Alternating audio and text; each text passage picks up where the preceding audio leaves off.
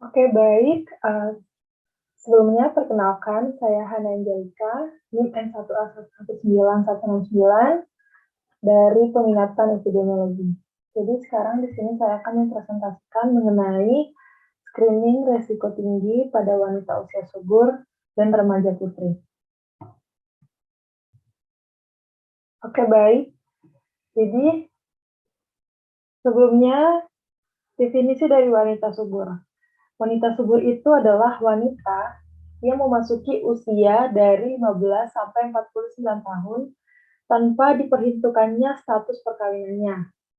Jadi wanita usia subur itu mempunyai organ reproduksi yang masih berfungsi dengan baik antara umur 20 sampai 45 tahun. Jadi orang yang sudah menikah maupun tidak menikah, kalau umur mereka sudah 15 sampai 49 tahun, itu bisa disebut sebagai wanita usia subur. Lalu selanjutnya remaja putri. Remaja putri itu adalah suatu masa seorang perempuan di mana dirinya berkembang saat pertama kali menunjukkan perubahan tanda-tanda seksual sekundernya sampai saat mencapai kematangan seksual, mengalami perkembangan psikologis dan pola identifikasi diri dari kanak-kanak menjadi dewasa dan terjadi peralihan ketergantungan sosial ekonomi yang relatif mandiri. Selanjutnya di sini tentang screening resiko tinggi pada WUS dan remaja putri. Saya mengambil contoh di sini yaitu kanker serviks. Nah, kanker serviks itu adalah suatu kanker atau tumor ganas yang tumbuh di leher rahim atau di serviks. Nah, yang pertama itu untuk mengatasi kanker serviks, yang pertama harus melakukan deteksi dini kanker serviks. Nah, apa itu deteksi dini kanker serviks?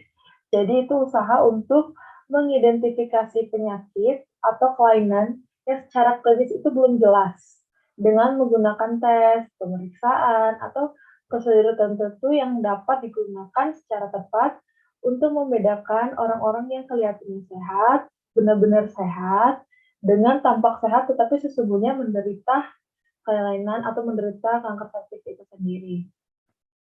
Nah, tujuannya apa? Jadi tujuannya itu untuk mendeteksi dini kanker serviks, untuk menemukan secara dini adanya kanker serviks yang masih dapat disembuhkan, serta untuk mengurangi morbiditas dan mortalitas akibat kanker serviks. Nah, jadi faktor-faktor yang mengaruhi resiko kanker serviks itu yang pertama, hubungan seksual pertama kali saat usia muda atau di bawah 20 tahun. Lalu merokok, bisa juga suami tidak sunat, multi partner, pasangannya multi partner juga. Lalu bagaimana pencegahannya? Jadi ada dua, yaitu yang primer dan sekunder. Nah, yang primer ini bisa dengan vaksinasi HPV, lalu yang sekunder itu bisa screening atau deteksi dini. Nah, itu tujuannya itu untuk upaya menemukan kelainan sel dalam tahap infeksi HPV ataupun lesi prakanker. Jadi terdiri dari IVA, pap smear, dan pemeriksaan HPV. Lalu screening kanker serviks. Nah, screening kanker serviks ini ada beberapa, salah satunya itu ada pap smear. Nah, pap smear ini adalah suatu pemeriksaan sel-sel kanker serviks untuk mengidentifikasi secara dini adanya perubahan ke arah kanker serviks. Ini contohnya cara pemeriksaannya seperti ini. Nah, untuk siapa pap smear ini dilakukan? Jadi pap smear ini dilakukan untuk setiap wanita yang 3 tahun setelah hubungan seksual pertama, lalu yang 3 tahun untuk usia 21 sampai 65 tahun. Nah, apa aja syarat-syarat pap smear?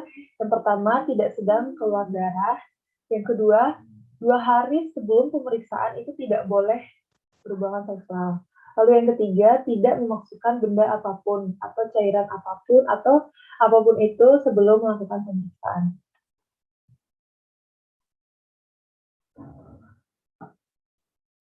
Saya mengambil dari jurnal Cendana Medical Journal edisi 18 nomor 3 Desember 2019 yang judulnya Prevalensi Resiko Tinggi Displasia Serviks pada metode IPA positif dan pap smear di Puskesmas Bakunase Kota Kupang. Jadi di dalam artikel ini itu menjelaskan bagaimana tujuan metode pap smear ini merupakan screening ideal terbukti di beberapa negara maju mampu menurunkan insiden penderita kanker serviks hingga 90% dan menurunkan angka mortalitas 70% sampai 80%. Peneliti melakukan screening atas pasien yang dianggap positif kanker serviks pada pemeriksaan IVA dengan melakukan pemeriksaan pap smear. Metode jenis penelitian ini adalah cross-sectional, di mana wanita usia subur diperiksa dan dilakukan pemeriksaan IVA.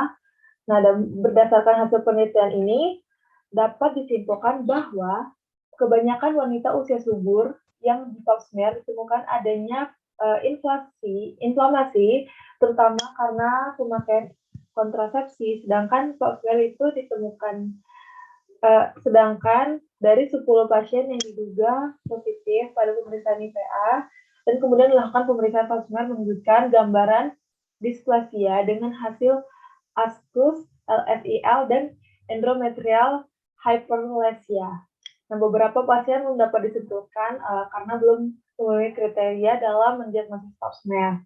Pasien yang diduga positif pada pemeriksaan IVA belum pernah dilakukan tindakan serioterapi sehingga dapat jelas gambaran tanpa displasia.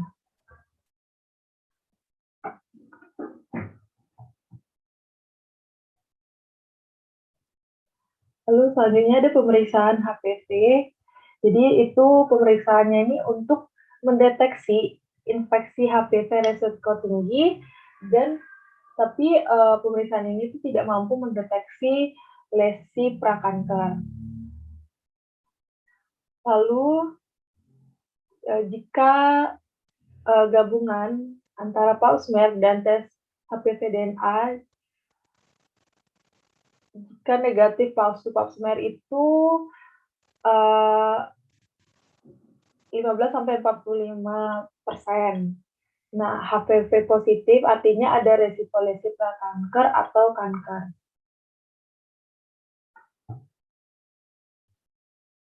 Nah, lalu selanjutnya ini adalah contoh untuk screening resiko tinggi pada remaja, yaitu tentunya ada anemia. Nah, apa itu anemia? Anemia itu adalah suatu kondisi medis di mana kadar hemoglobin kurang dari normal. Jadi kadar HB normal pada remaja putri itu adalah lebih dari 12 J per DL. Remaja putri dikatakan anemia jika kadar HB-nya itu kurang dari 12 gram per DL1.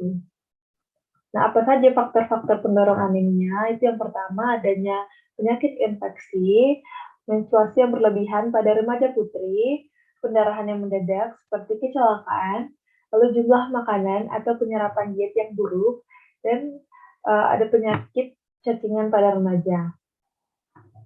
Nah, jadi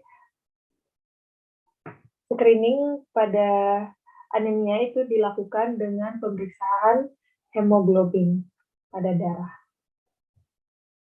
Baik, sekian presentasi dari saya. Lebih kurangnya saya mohon maaf. Terima kasih.